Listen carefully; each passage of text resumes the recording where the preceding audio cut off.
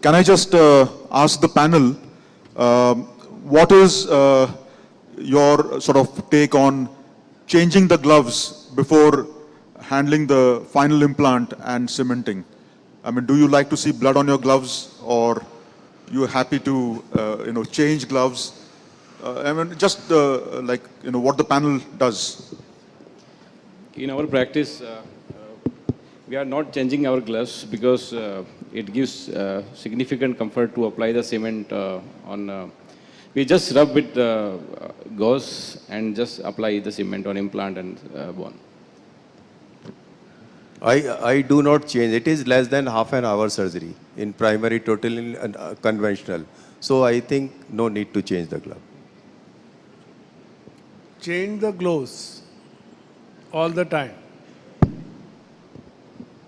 I change the gloves because if you have blood in your gloves and it gets mixed with the cement, because you are ultimately applying the cement with your gloves, and if it mixes with the cement and you are putting on the implant, so better.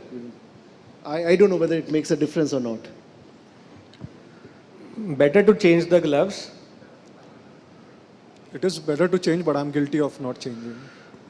Yeah, so just to answer your question, I always change the gloves, but when you wear new gloves, the problem is the cement sticks to your hand. So the tip for that is take gentamicin, put gentamicin on your gloves. So then the cement will not stick to your gloves. So that's the trick which I use. But I change the gloves 100% times. We all know Parag's love for the magic fluid. Yes. So that's the thing we do. But change it because, you've been using that same glove, blood contaminated, as they said, it'll mix with the cement. Change it, put gentamicin, just open one vial, and your cement will not stick to your new gloves. That's the trick for that. We have a superstar from United States, Dr. Bill Maroney here. I would appreciate his views on gloving. Yeah, so Professor Maloney, they are asking you that, do you change your gloves before you put the final implant in when you are cementing the joint? I do. That's based on my tradition. I've been practicing for over 30 years. Yeah. There's no evidence it makes any difference. So my question is to Sahil. So Sahil, you very nicely showed us about the measured resection and the gap balancing technique. Which one do you use in your practice, and why do you prefer that? Is it possible to have a combination of both? Like there was an excellent talk also on the anterior referencing, posterior referencing. What I use a multi-referencing. So can you use a combination of both, or what do you prefer in your practice when you're doing gap balancing versus measured resection technique? So I prefer a hybrid approach. I start with measured resection, planned according to the bony anatomical landmarks, and then use gap balancing to confirm the gap symmetry. So I prefer a hybrid approach. Okay, thank you. Mic number 5. Mic number 5. Good afternoon, panel. My question is to Dr. Mayank. Sir, it was such a wonderful presentation. My doubt is, sir, you have presented a data which was showing a comparative data between the posterior and the anterior referencing systems. Sir, is it applicable to all the knees, or is it particular to varus knees? Because when we are considering posterior referencing system, especially for a valgus with hyperextension knees, where the lateral condyle is hypoplastic, how actually practically usable it will be? Or is the anterior referencing system better when we are considering valgus with hyperextension knees? Yeah, very valid question. So most of the data were containing to the varus knees. But yes, when you have a valgus knees where you have the posterior femur on the lateral side which is deficient, yes, like Sancheti sir told, that you have to use your smartness, reference, don't just rely on one referencing system. You have to consider the base of the tibia. You may have to consider for the other anatomic landmarks to size the femur. Okay, sir. Mic number 1. Yeah, just you illustrated very well about the anterior and posterior referencing systems. It's just that you need to understand every instrumentation system is different. The old PFC, when you change with the same referencing holes, if you upsize and downsize, both anterior and posterior cuts changed. So it wasn't a pure anterior or pure posterior referencing system. And that is the point. But most systems today in the modern era are actually pure anterior or pure posterior. I mean, I personally like to be in control of my flexion space, so I actually distract the knee physically before I start, sizing the femur. And if I find that the flexion space appears visually to me doing conventional surgery to be bigger, then I actually upsize right in the beginning with anterior referencing system. I can always go down on size. You cannot do it other way around. Hemant, I think the aspect about condylar offset must be discussed because that Condylar offset is fine, but again, if you have a much wider flexion space, you are actually talking about increasing the offset there. So that's going to help there. So thank you, sir. I think so everyone got the wisdom that in your practice anterior referencing system, it works, and I think so one should learn that the anterior referencing system, you have more benefit of balancing. So You remain in control of your flexion space. So overall, whatever you do, any system, joint has to be balanced. That is most important. Balancing, proper balancing and cementing, these are the two important factors for the longevity of implant. Alignment comes later on. Dr. Deepak, one question. Do you thumb pressurize over the bone? That is what I feel most important. Yes. Thumb pressurization. In each and every cases, we pressurize the cement on the bone and then apply the cement on the implant, then do it. Mic number 4 first, Sunny. Yeah. So we have been always trained that you should have a well-balanced extension gap, a rectangular extension gap. So my question is to the panel, how many of times you would have a asymmetric flexion gap? You would leave little loose on the lateral side. And what is the take on, and which patients you would do that? Or you will always aim for a rectangular extension gap, a rectangular flexion gap? We would aim for slightly laxer gap in almost all the cases and tighter on the medial side. So it's kind of, I mean, what I've showed in my presentation also, it's basically representing the native knee biomechanics, that's medial pivot. Okay. Yeah, but in any specific cases that you would do so? Anything, or in all the cases you would like lose lateral gap in flexion? Inflammatory, we try to avoid it, but otherwise most of the cases we do it. Any other panel, anything? Can I comment? Little flexion in the mid flexion space is always, it is 2 millimeter. It is better because natural knee is also relaxed. So it invites good range of motion. But you have to know that it is not, it should not be too much. Yeah, my question, so I'll just add to that. So there are enough cadaveric studies that talk about how the medial and lateral space behave in flexion. So for the most studies, and even now with the robotic data coming in, it's shown that the medial space is around 2 to 3 millimeters when stressed, whereas the lateral space is around 4 to 6 millimeters when stressed. We don't know how it behaves in loading yet because you can't load cadavers. So all the data that is there on stressing shows that the gaps are asymmetrical and perhaps leaving lateral side a little lax when you stretch it is better for patient satisfaction. So this is both cadaveric and digital tensionometer data from the robotics. I would like to add, therefore, when I was talking in anterior referencing system, in between sizes, use a smaller size because it gives you a little looser flexion gap and it improves the knee range of motion. In fact, with robotics, we are seeing very well, especially the patients who sit cross-legged in this scenario, that you get significant lateral laxity in flexion. And many of those during robotics, you really have to leave them lax, maybe 2 to 3 millimeters on the lateral side sometimes. I have a different comment. It is different if you use CR knee when you preserve PCL. That time there should be some laxity. But if you're using PS knee, it has to be rectangular. Yeah, in some way that's correct because the rollback mechanism of the PCL is not there. So whatever we are talking are perhaps for a near kinematically balanced knees, including PCL. Yeah, Dr. Murthy, yeah. Yeah. So which is one you would prefer, anterior referencing or posterior referencing? One question, that is what. And a small comment on rotation, because rotation is the most important, and as everybody told, lateral side should be little lax than the medial side. So usually rotation you can decide by putting a spacer in between and making it keep the paddles parallel to the tibial cut surface. So I prefer that you should actually see the extension space first. So before finishing your femur, so you told that you finish the femur first, then go down to the tibial cut in major resection. I would say that in both the hybrid way, you should keep your extension space first and put your tibial cut parallel to the mechanical axis and put the rotation according to the femoral. Then you will get a rectangular space. You don't need to do excessive rotation or less rotation. So posterior referencing, I would feel that it's more comfortable way of doing it. So yeah, therefore the data was divided, whether anterior or posterior referencing system. Between the literature, it was not found that there was any difference. So it is the surgeon who has to decide which system which they are more comfortable, and they have to learn the hack of it. If they are using anterior referencing system, how to balance, how to get the equal gaps. If you are using a posterior system, where to compromise and how to balance it. So ultimately, you have to learn with your system in your hands which system you are more comfortable.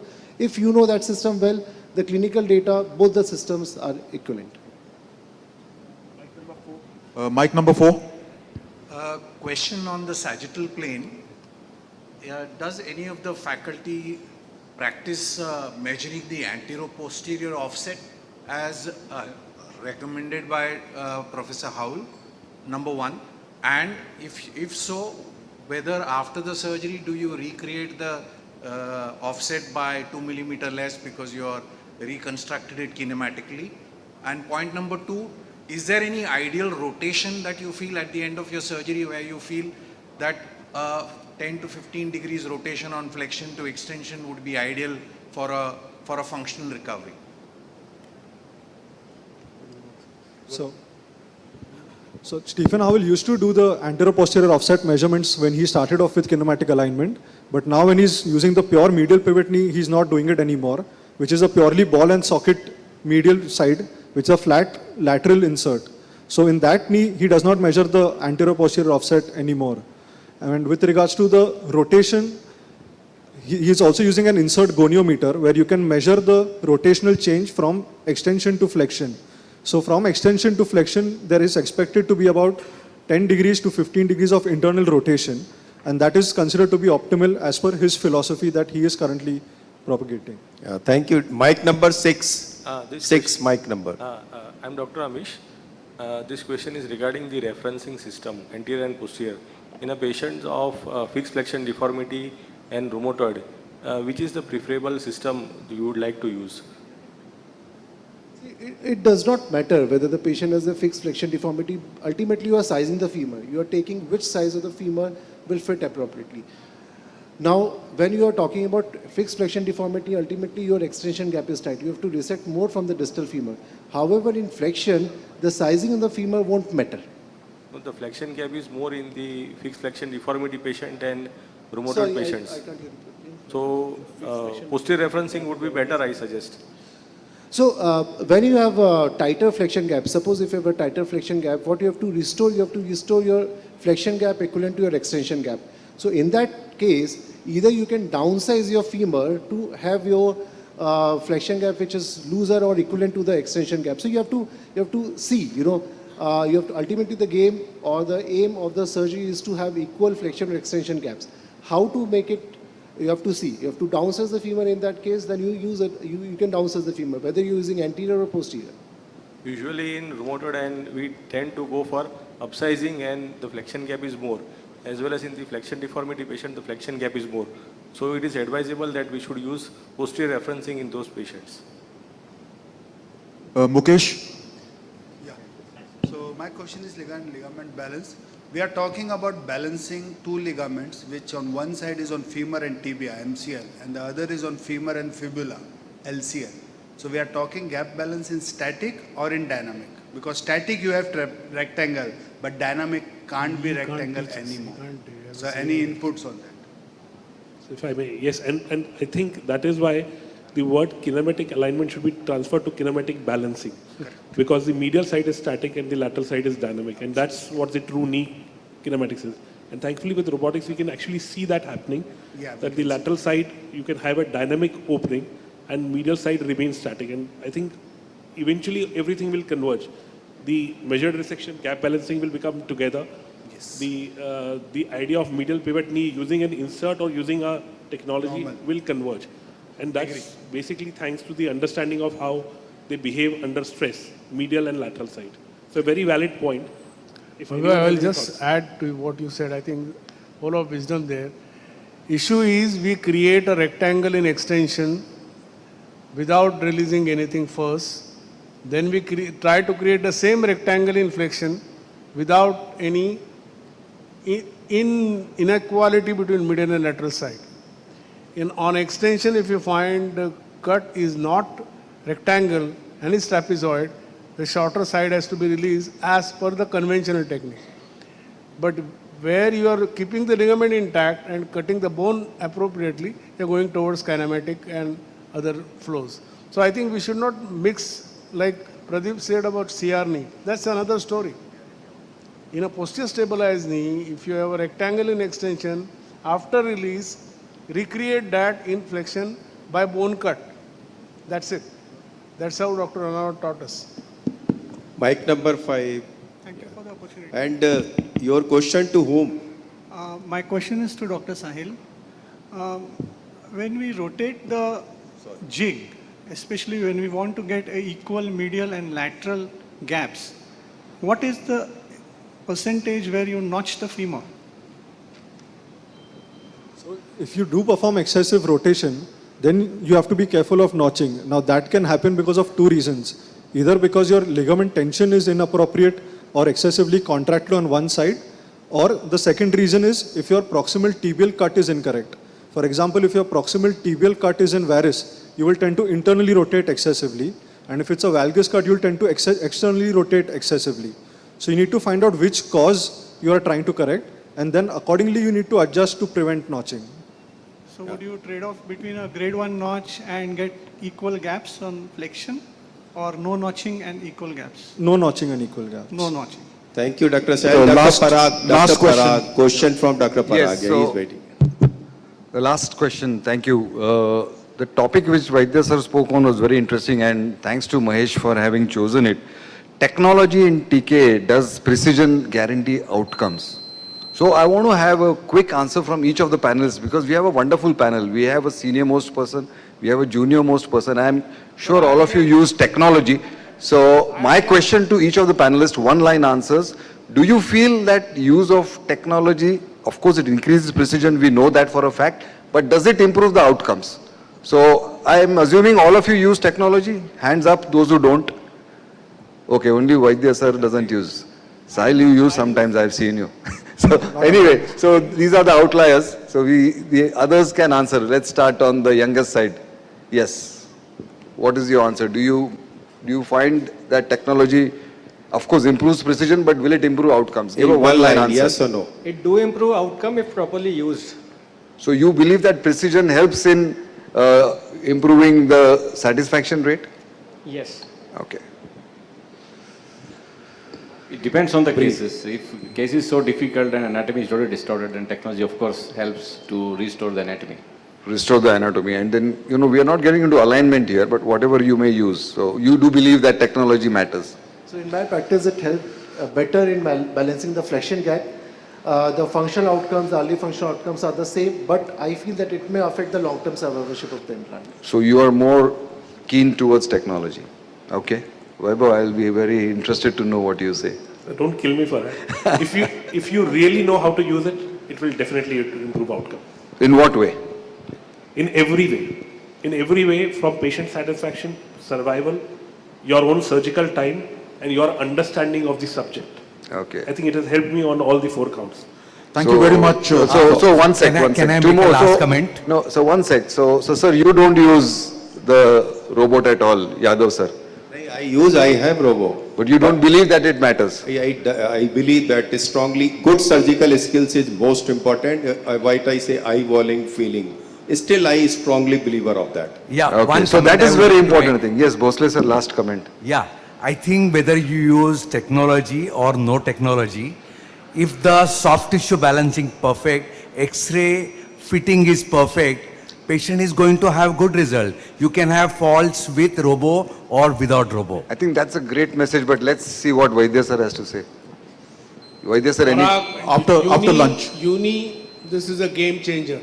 All unis will be now different and differently behaving. Okay. The posterior part of the femoral component. So fine, uni is a game changer. What about TKR? TKR, pick and choose.